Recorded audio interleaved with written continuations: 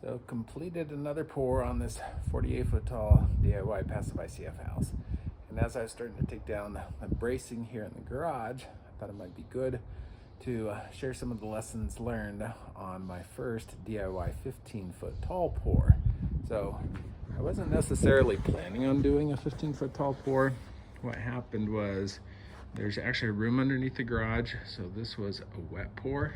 So initially I was planning on going up to that black line, but I could tell that the bracing on the outside wasn't quite going to keep the walls straight, and so I didn't pour up to the black line. Instead, I just poured it to that orange line.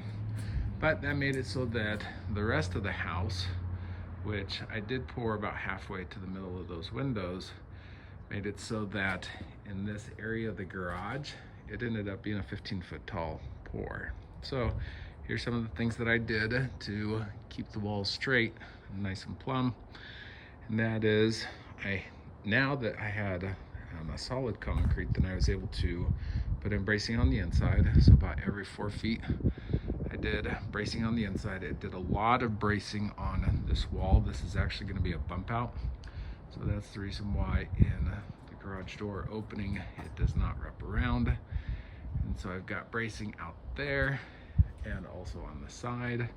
But here's some of the keys that I did, and that is, you can see the way that I screwed in the 2x4s, and then also did it at an angle so that I was able to kind of span the distance.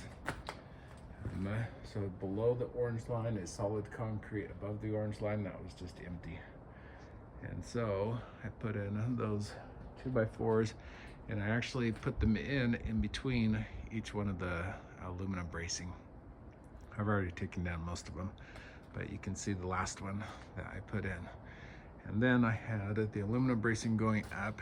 Here I think is one of the other keys for doing a really tall DIY pour, and that is I had the bracing down here at the bottom of it, and then I also have the bracing above, and then I've got all my floor trusses connected in, so that basically became one big unit to keep those walls plumb and straight when I poured.